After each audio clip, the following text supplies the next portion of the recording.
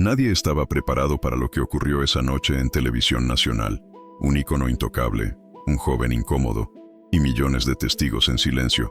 Lo que empezó como una humillación pública terminó cuestionando quién decide qué es respeto. Porque cuando una voz intenta imponerse y otra responde con verdad, algo en el país entero se quiebra, y ya no vuelve a ser igual. Las luces del estudio se encendieron como un juicio público. No era un programa cualquiera, era una transmisión en vivo, de esas que paralizaban al país entero frente al televisor. En el aire flotaba una mezcla de humo de cigarro, nervios y una expectativa difícil de nombrar. México estaba a punto de verse a sí mismo reflejado en un espejo incómodo. En el centro del escenario, erguido, impecable, con el porte que los años no habían logrado doblegar, estaba Jorge Negrete. Su sola presencia imponía silencio. Representaba una era donde la voz se entrenaba con disciplina militar y el honor no se discutía, se exigía. Para muchos, él no solo cantaba a México, era México, el charro elegante, la tradición hecha carne, el símbolo de una identidad que se resistía a desaparecer.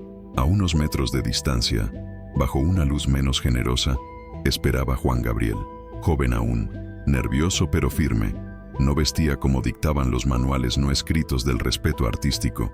Su forma de pararse, de mirar, incluso de respirar, parecía desafiar las reglas invisibles del lugar. Para algunos productores, su presencia era un riesgo calculado. Para otros, una provocación innecesaria. Para Negrete, una ofensa. Las cámaras comenzaron a rodar. El conductor dio la bienvenida con una sonrisa tensa, consciente de que algo podía salirse de control en cualquier segundo. No se trataba solo de música, era un choque de mundos. De un lado, la solemnidad, el pasado glorioso, la autoridad que no se cuestiona.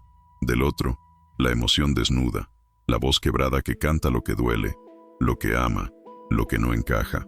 Negrete observó al joven de reojo. No había curiosidad en su mirada, había juicio. Un juicio silencioso que se fue endureciendo con cada segundo. Cuando tomó el micrófono, no habló de canciones ni de técnica.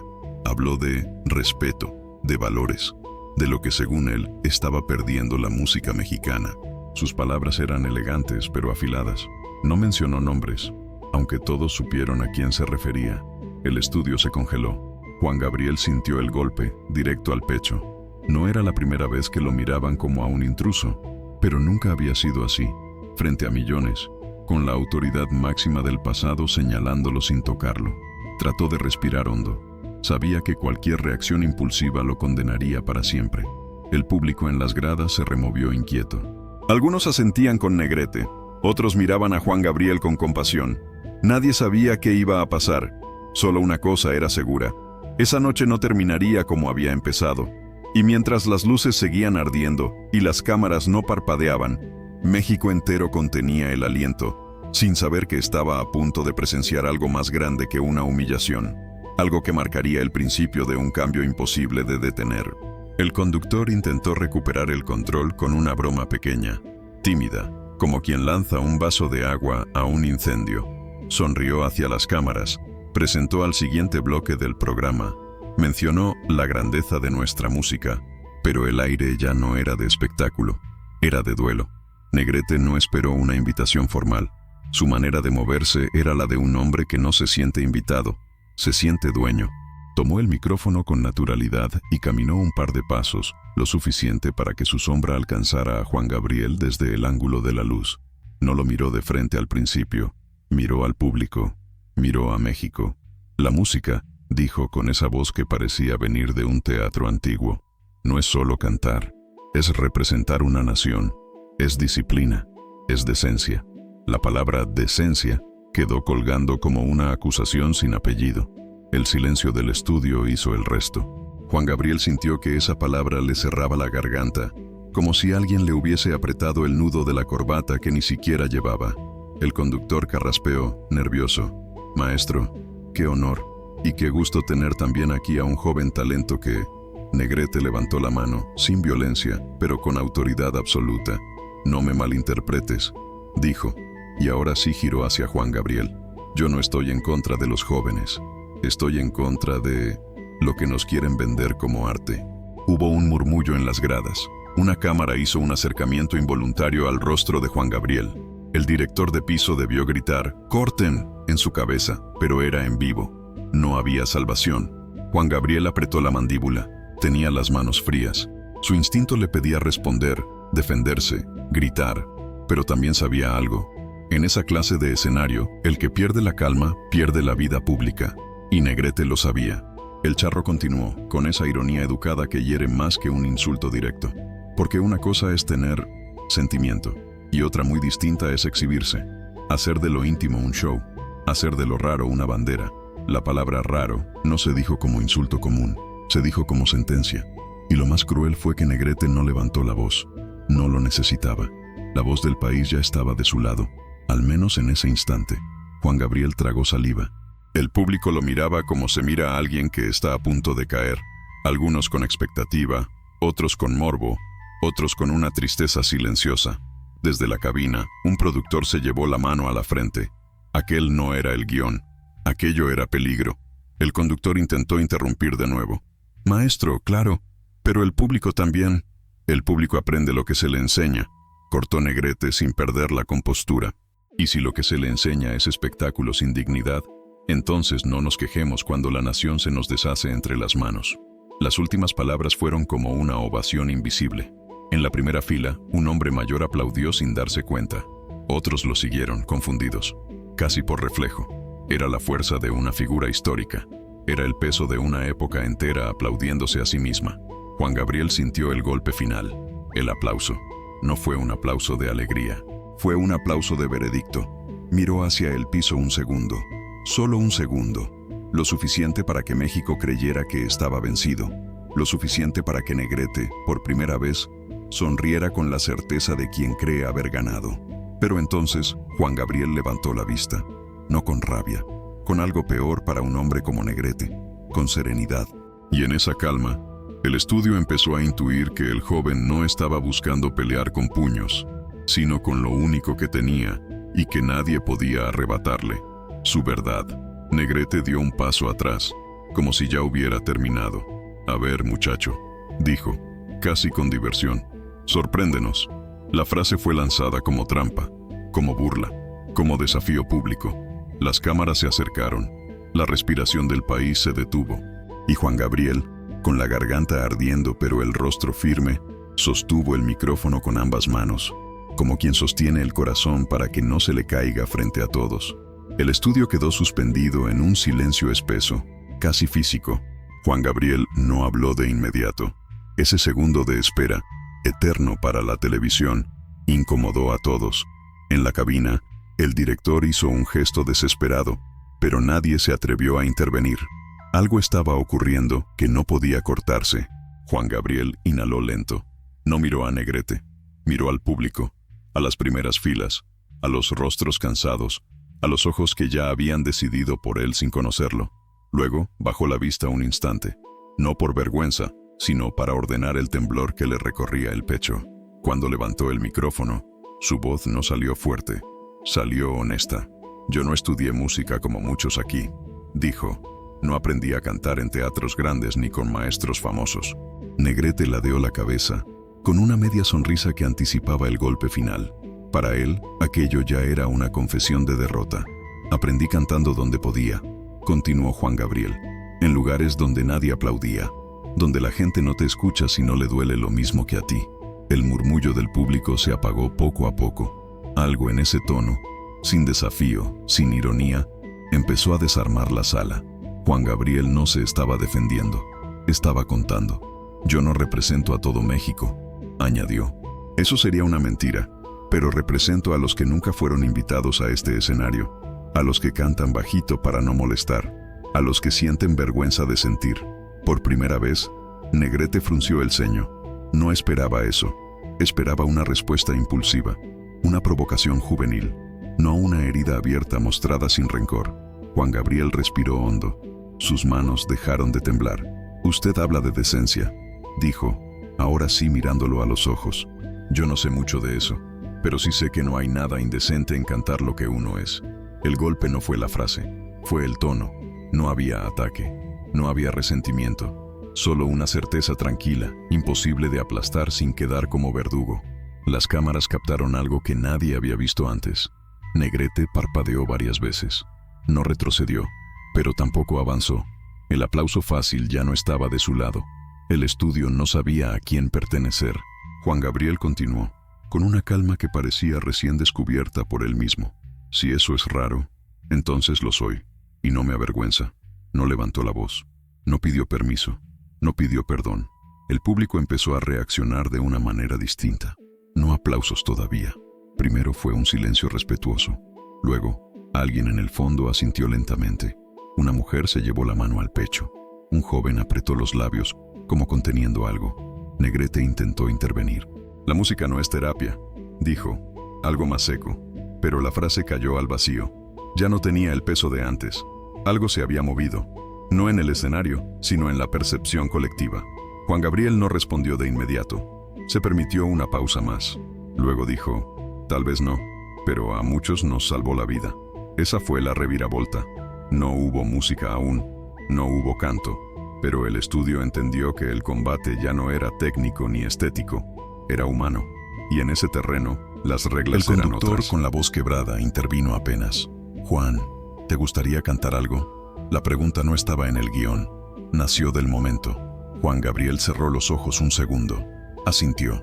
Negrete se cruzó de brazos, no con desprecio, con cautela, como quien empieza a sospechar que quizás subestimó al adversario. Las luces se ajustaron. El pianista miró esperando una indicación.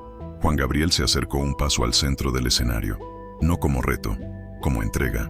México estaba a punto de escuchar algo que no cabía en categorías. Y por primera vez en la noche, el silencio no obedecía a la autoridad, obedecía a la expectativa. El pianista apoyó los dedos sobre las teclas, inseguro. No había ensayo, no había tono definido, solo una mirada breve de Juan Gabriel, casi imperceptible, que decía, sígueme. Y eso hizo. La primera nota sonó suave, tímida, como si también tuviera miedo de estar allí. Juan Gabriel cerró los ojos, no para protegerse, sino para entrar. Cuando comenzó a cantar, no lo hizo para impresionar. Cantó como quien confiesa algo que nunca pudo decir en voz alta. Su voz no era poderosa, no era perfecta, pero tenía grietas. Y por esas grietas se coló todo lo que el estudio había intentado ocultar durante años. Cantó de abandono, de amor no correspondido, de noches largas en las que nadie te espera. Cada palabra parecía arrancada del pecho. No miraba al público, no miraba a las cámaras. Cantaba para sí mismo. Y por eso todos se sintieron aludidos. Las gradas dejaron de ser gradas. Se transformaron en salas, cocinas, patios humildes donde esa misma canción ya había sonado alguna vez en una radio vieja. La gente no estaba escuchando a un artista nuevo. Estaba reconociéndose. Negrete, rígido, mantuvo la postura durante los primeros compases. Brazos cruzados, mandíbula tensa. Aquella no era la forma correcta de cantar. No era academia, no era tradición. Pero algo empezó a incomodarlo de un modo distinto. No era la voz, era la verdad. Juan Gabriel llegó al estribillo sin elevar el volumen, pero sí la emoción. La voz se le quebró apenas, como si el cuerpo ya no pudiera sostener todo lo que estaba saliendo. Nadie rió, nadie se burló, porque no había espectáculo que ridiculizar. Había un hombre entregándose entero. Una mujer en la segunda fila dejó caer una lágrima sin darse cuenta. Un técnico bajó la mirada, incómodo consigo mismo. El conductor olvidó su papel. Nadie estaba trabajando. Todos estaban siendo atravesados. Negrete respiró hondo. Intentó mantenerse distante, pero el canto no pedía aprobación. No discutía estilos.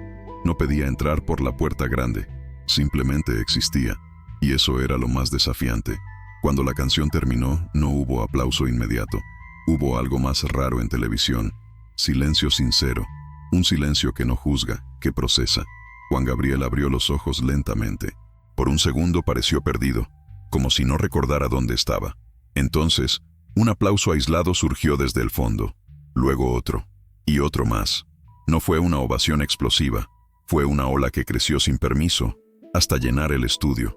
Juan Gabriel dio un pequeño paso atrás. No sonrió, no hizo reverencia. Estaba demasiado expuesto para eso. Negrete descruzó los brazos. No aplaudió, pero tampoco habló. Lo que acababa de ocurrir no cabía en su marco de referencia. No era una victoria que pudiera refutar con palabras elegantes. No era una moda pasajera. Era una emoción compartida que no pedía autorización a nadie. El conductor, visiblemente afectado, buscó a Negrete con la mirada. «Maestro», dijo, «¿qué le pareció?». La pregunta cayó pesada. Negrete tardó en responder. Miró a Juan Gabriel como se mira algo que uno no entiende, pero ya no puede negar. Su voz salió más baja que antes. «Tiene sentimiento», admitió. «Eso no se puede enseñar». No era una disculpa, no era un elogio completo, pero era una grieta. Y por esa grieta, México empezó a intuir que aquella noche no se trataba de elegir entre pasado o futuro, sino de aceptar que ambos podían coexistir, aunque doliera. Juan Gabriel asintió apenas, no como triunfo, como respeto. El duelo no había terminado, pero el poder ya no estaba donde había comenzado. El aplauso se fue apagando poco a poco, como una marea que retrocede dejando todo al descubierto. El estudio volvió a sentirse pequeño, demasiado pequeño para dos hombres que, sin proponérselo, cargaban con dos Méxicos enteros sobre los hombros. Negrete acomodó el micrófono con un gesto lento, medido. Ya no había prisa, ya no había ironía. Lo que había ahora era incomodidad. Y para un hombre formado en la certeza de su lugar en el mundo, la incomodidad era una amenaza mayor que cualquier insulto. «No voy a negar», dijo finalmente, «que lo que acabamos de escuchar conmovió». La frase fue correcta, elegante, pero no completa. Juan Gabriel permaneció inmóvil, atento, como quien escucha una puerta abrirse sin saber si será invitado a entrar. Sin embargo, continuó Negrete, el arte también exige responsabilidad. No todo sentimiento debe mostrarse. Hay cosas que se guardan, que se cantan con contención. La palabra contención volvió a dividir la sala, no como antes, con autoridad, ahora como defensa. Juan Gabriel respiró hondo. Podría haberse quedado callado. Ya había ganado algo invaluable, respeto del público, pero entendió que esa noche no era solo suya, era de muchos que nunca habían tenido voz. «Yo me contuve muchos años», dijo con suavidad. «Me dijeron cuándo callar, cómo pararme, cómo sentir, y aún así, no fue suficiente». Negrete levantó la mirada. «Porque para algunos», continuó Juan Gabriel, «nunca es suficiente, aunque hagas todo bien». No hubo acusación directa, no hizo falta. El mensaje estaba claro, y lo más incómodo era que no venía desde el rencor, sino desde el cansancio. El conductor miró a uno y otro, consciente de que el programa se había convertido en algo que no podía controlar. La audiencia ya no estaba viendo un debate artístico, estaba presenciando una rendición interna. Negrete apretó los labios. Su orgullo, forjado en escenarios donde jamás se le cuestionó, estaba siendo tocado por algo nuevo, la duda, no sobre su talento, sobre su rigidez.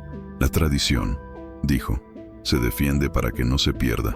Juan Gabriel asintió lentamente. «Y la tradición», respondió, «también se honra cuando se deja respirar». Esa frase cayó con más peso que cualquier crítica, porque no atacaba el pasado, lo abrazaba, y al mismo tiempo lo empujaba hacia adelante. El público reaccionó distinto esta vez, no con aplausos, con atención absoluta, como si todos entendieran que el desenlace no dependería de quién cantaba mejor, sino de quién estaba dispuesto a ceder un poco de sí.